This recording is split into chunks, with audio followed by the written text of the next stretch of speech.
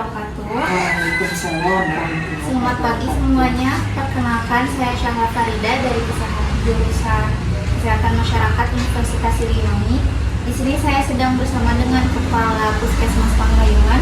Mohon maaf Ibu, boleh memperkenalkan diri? Terima kasih atas kesempatannya. Assalamualaikum warahmatullahi wabarakatuh.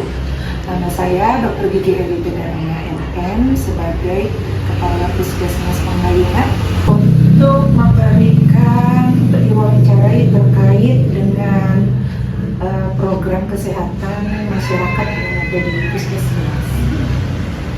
Baik Ibu, terima kasih telah menyempatkan waktunya untuk saya. Sebelumnya bagaimana Ibu kabarnya?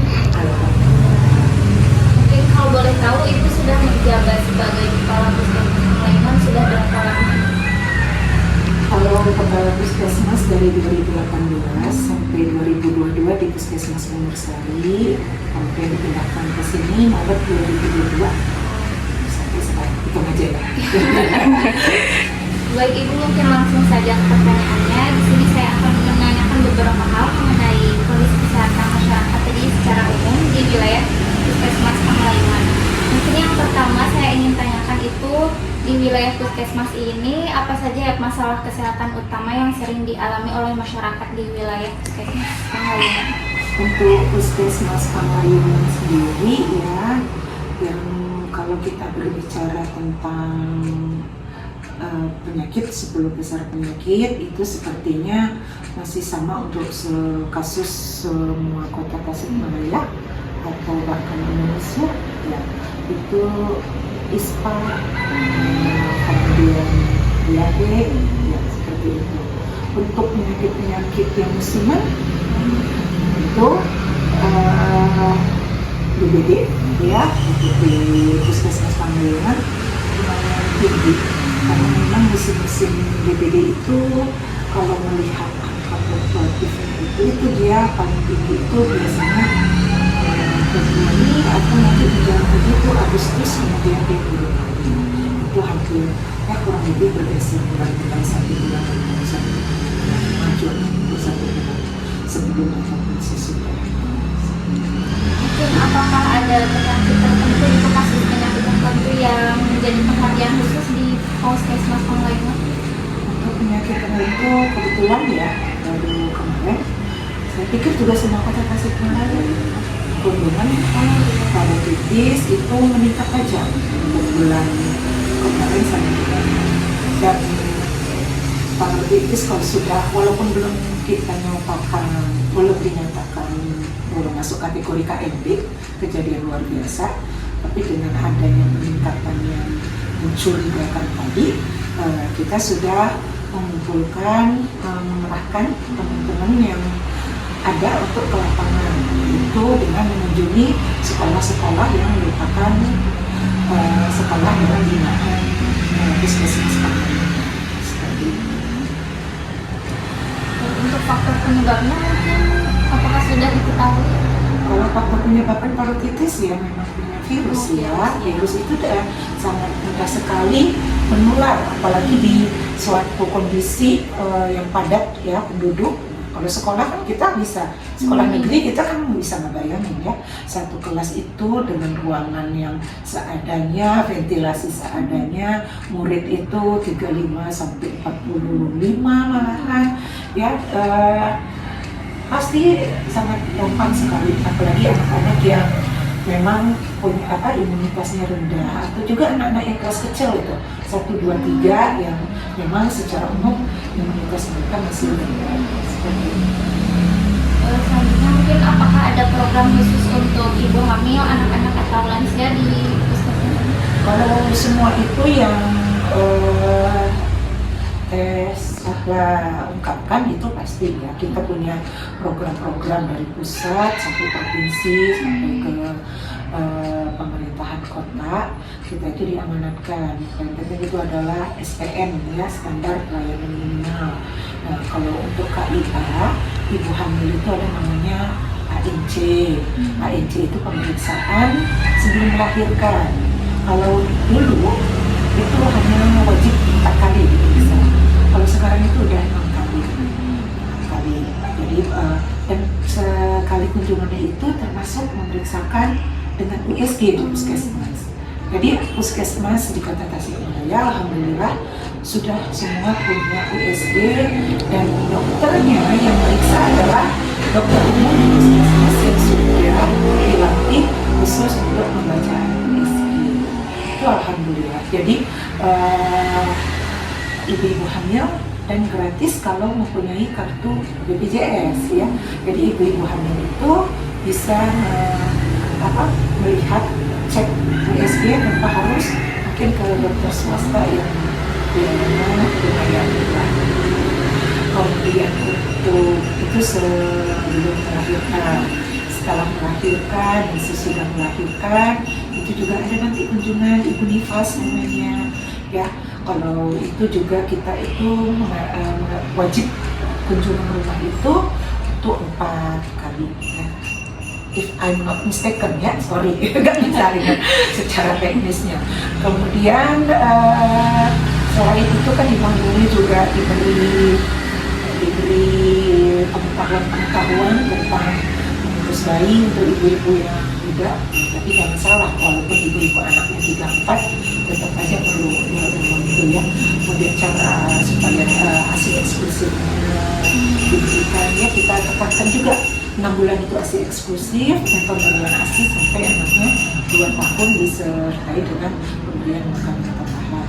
Kalau untuk anaknya sendiri bayi ya, itu mulai dari neonatus, dari kurang dari 1 kali, kemudian sampai 1000 HPL, 1000 HPL harga kemungkinan itu dipantau dari dan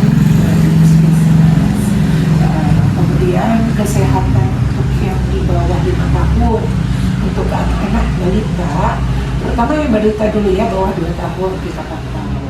Nanti ada terindikasi kurang gizi, lama naik berat badan, gizinya kurang, gizi buruk, dan yang paling keren stunting ya. Stunting itu, gizi buruk itu paling efektif kalau diintervensi di bawah 2 tahun. Jadi di situ kita berusaha menjalin kasus anak-anak yang berpotensi stunting dan gizi buruk dan lain-lainnya itu, ataupun bukan hanya gizi ya, perkembangannya speech delay atau apapun itu kita bisa nanti memberikan rekomendasi kepada ibunya, dibawa ke puskesmas, diperiksa oleh dokter ya. Jadi tadi kejadian kan di posyandu ya, nanti dia arahkan ke puskesmas, diperiksa oleh dokter di puskesmas. Kalau tidak bisa dilayani di puskesmas, kita beri rujukan untuk ke rumah sakit ya, bisa ke tumbuh kembang ataupun anak-anak yang kurang gizi disertai dengan penyakit kronis ya, kita rujuk ke dokter spesialis anak dan spesialis terkait lain. Mungkin untuk lansia kayak Prolanis Ya, Prolanis alhamdulillah ya, untuk penglayunan bisa dicek datanya ya, merupakan salah satu program Prolanis yang paling berjalan, paling tertib ya. Silakan cek baik ke Dinas Kesehatan maupun BPJS. Kita berjalan dengan lancar, dengan rutin ya, berkala ya. Berkala itu bukan hanya 1 grup, kita itu ada 32 grup intervensi dan 1 grup dialog ya. Kenapa dipisah? Karena untuk materi yang diberikan jelas berbeda antara intervensi dan dialog. Kemudian usaha-usaha petugas gizinya untuk makanan ini juga berbeda. Makanya kita diatur dengan memisahkan grupnya. Bukan Prolanis itu HT dan DM langsung gitu, enggak. Kita sudah sampai ke arah sana. Kemudian kita juga mempunyai pengembangan lain juga di untuk lansia juga bukan itu saja, kita juga ada dari Puskesmas, program dari Puskesmas itu melaksanakan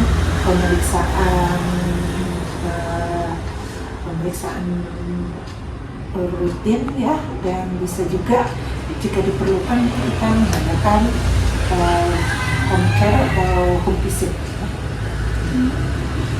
Untuk apakah ada kegiatan atau sosialisasi rutin yang dilakukan untuk meningkatkan kesadaran masyarakat Tentang apa? Kesadaran masyarakat tentang untuk mencegah penyakit tertentu gitu. Ya.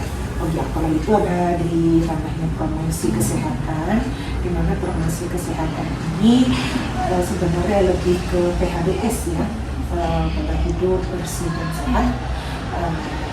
Bagaimana masyarakat supaya sadar menjaga kesehatannya sendiri.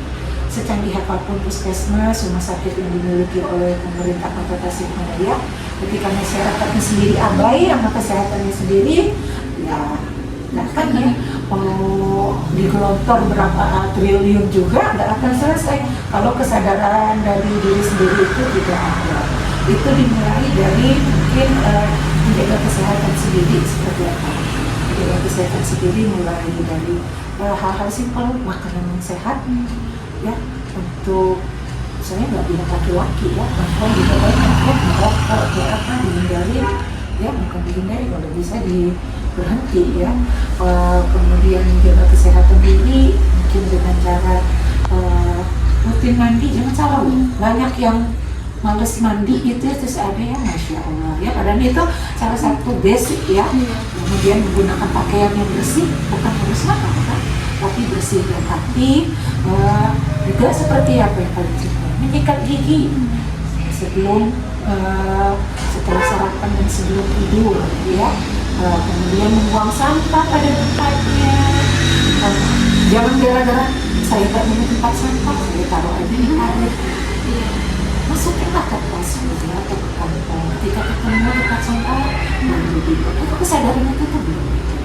Atau ya hindari makan makanan yang fast food atau apa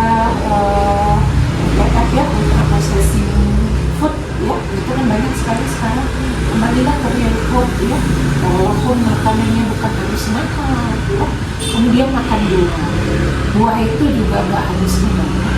Makan buah itu sesuai dengan musimnya, insya Allah ya.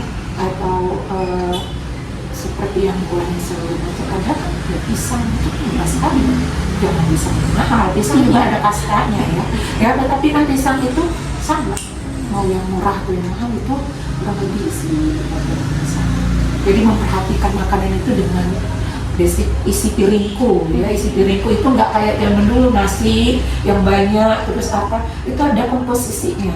Nasi berapa persen protein nabati dan protein protein daging ya, kemudian sayur seratnya. Puskesmas tidak mengelola sampah. Ya, balik lagi tadi karena kita bukan dinas terkait.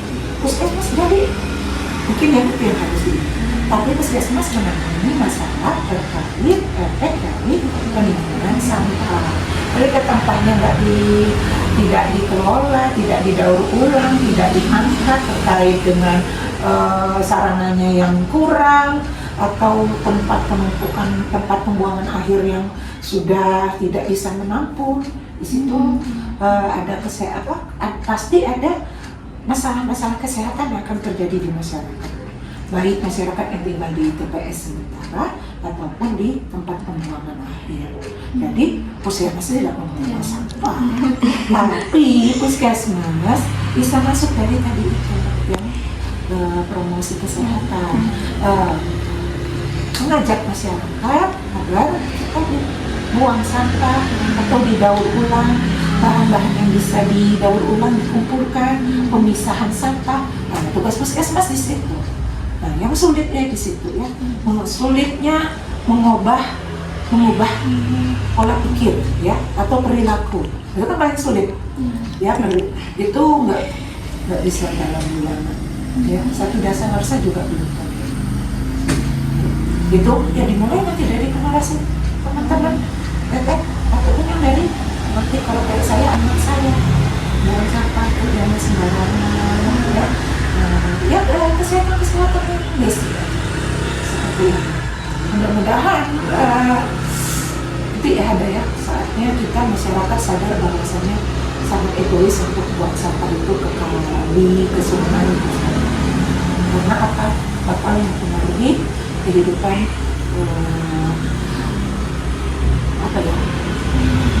mewariskan kehidupan yang jelek untuk generasi besar. Mungkin yang terakhir Ibu, apakah ada target atau rencana dari Puskesmas untuk kedepannya dalam meningkatkan kualitas kesehatan masyarakat? Target ya untuk Puskesmas, sebenarnya namanya Puskesmas ini pusat kesehatannya masyarakat. Di sini kita lebih terfokus memang mencegah, mempromosikan kesehatan dan mencegah penyakit. Walaupun tetap ada usaha kuratifnya di sini dengan ada pemeriksaan dokter, tapi sebenarnya lebih baik kita itu menggenjot dari promosi dan promotif dan pencegahan. Yang mana itu sangat sulit tadi, tidak bisa terlihat dalam waktu dekat. Dengan adanya ini program-program puskesmas seperti misalnya ibu hamil sebelum dia melahirkan anak yang amit ya, yang kurang sehat atau apa, dari SMA remaja putri kita sudah jadi remaja putri ini diajari makanan sehat, hidup sehat, jangan begadang, jangan makan sembarangan ya, dikasih juga dicek pemeriksaannya anemia atau enggak. Ada remaja sehat ini, remaja putri yang sehat. Nanti ketika menikah ada lagi masuk di situ namanya program calon pengantin, dicek lagi kesehatannya, ada nggak penyakit-penyakitnya. Dia diharapkan ketika menikah udah cukup umur ya, tidak terlalu muda ya, diharapkan nanti melahirkan generasi yang sehat, jangan ada lahir bayi-bayi yang gizi, stunting dan masalah kesehatan lainnya. Itu dari kesehatan umumnya ya, pencegahan stuntingnya sudah dimulai dari remaja putri.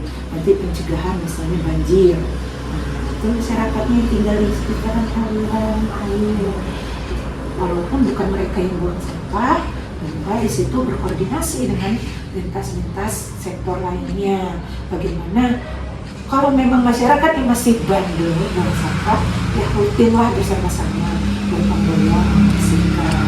Nanti mencegah bagaimana DBD kasusnya tidak terus saja naik di bulan-bulan tertentu. Nah, sebelum bulan tinggi tadi misalnya Agustus, mulai dari bulan Juni kita sudah bergerak. Kalau ini apalagi udah musim penghujan, ayo laksanakan 3M-nya, dikuras, dibuang tempat-tempat sampah yang memungkinkan di situ nanti jadi ternak-ternaknya jentik ya. Karena ya itu tadi jentik-jentik itu sukanya kan justru air-air bersih ya. Terkait dengan pencegahan, kalau untuk lansia usia produktif itu dicegah pemeriksaan rutin. Sekarang kan terkait puskesmas sudah bertransformasi kesehatan dengan ILP, atau ILP integrasi layanan primer. Di pemeriksaan itu sepaket dengan screening untuk remaja dan lansia, karena selama ini fokus kan ibu hamil dengan balita, jadi masuk sekarang sudah difokuskan dengan usia produktif. Usia produktif itu usia dari 15 sampai 50 usia ya, usia itu 60. Jadi di situ dicek berat badan, tinggi badan, obesitas kah, kurus kah, hipertensi, diabetes atau penyakit-penyakit lain, jantung atau apa. Sekarang sudah ada screening 14 penyakit. Jadi biar tidak nanti udah kerja nanti-nantian, pas lansia tinggal sakit-sakitannya repot. Lansia juga dijaga bagaimana, juga termasuk kesehatan mental ya. Sekarang kan isu banget ya mental health ya.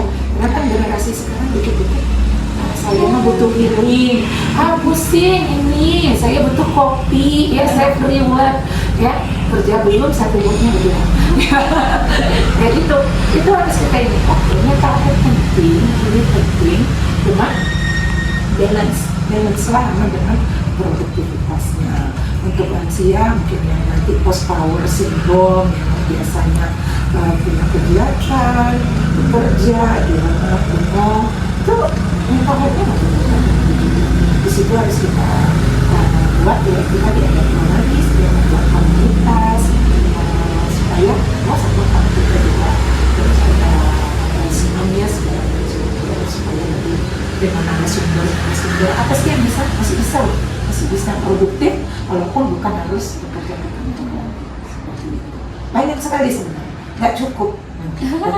Kuliah 1 jam juga nggak cukup. 10 SKS. Ya mungkin Ibu boleh disampaikan harapan atau pesan Ibu agar masyarakat di semuanya gitu Bu, agar lebih peduli dengan kesehatan. Ya, kurang lebihnya seperti itu tadi yang sudah disampaikan. Untuk sebenarnya kayaknya tugasnya kesehatan.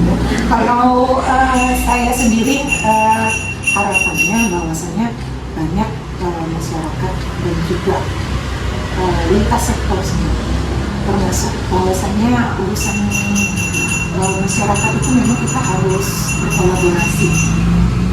Jadi nggak ada ceritanya puskesmas sendiri, kelurahan, dinas sosial, dinas ini semua harus. Seperti misalnya penyakit TB, stunting, ya, ada perantai UPR di situ. Ya, misalnya apa? Penyediaan air bersih, ya, atau juga nanti dilihat mana ininya. ODF itu ya, biar jangan buang sampah, buang air besar sembarangan, ya. Terus bagaimana caranya? Jangan sampai nanti sumber air bersih dengan pembuangan pembuangan air besarnya itu berdekatan, jadi tercemar. Itu sangat ada hubungannya. Jadi kita sama-sama saja untuk berkolaborasi, walaupun bukan orang dinas, kader, RT, RW, ataupun misalnya pesahlah di komunitasnya, apalagi sebagai mahasiswa, ya, ada manfaatkan lah. Jadi jangan karena introvert, sosial baik, terbatas gitu ya. Ada ya, sangat paham dengan istilah-istilah Gen Z itu ya. Jadi tapi karena ini ada tanggung jawab sosial biasanya. Mulai dari anak kecil kita ini tanggung jawab kamu, buang sampah itu harus pada tempatnya. Harus misalnya ketika ada kenceng, kasih kalau memang lebih untuk diberikan kepada yang kurang beruntung. Ya, anak SMA, bisa bikinlah perkumpulan yang bermanfaat. Ya, bukan hanya misalnya hanya menyumbang, maupun bagi-bagi layak pakai, didatangi ke panti, banyak sekali yang bisa dikerjakan. Jadi untuk menyamakan itu tugasnya besar. Semua kita bisa, yang paling baik adalah sebaik-baik manusia adalah yang berguna buat. Itu saja, nggak perlu saya harus menjadi orang hebat seperti itu kan. Seperti itu. Mungkin semoga di tahun yang akan datang target-target dan harapannya bisa tercapai ya Bu. Ya mungkin demikian Ibu untuk wawancara kali ini. Terima kasih banyak atas kesediaannya meluangkan waktu di tengah mungkin tadi mendadak juga ininya. Terima kasih juga kepada teman-teman semuanya yang telah menonton dan menyimak video ini. Sekian, wassalamualaikum warahmatullahi wabarakatuh. Waalaikumsalam warahmatullahi wabarakatuh.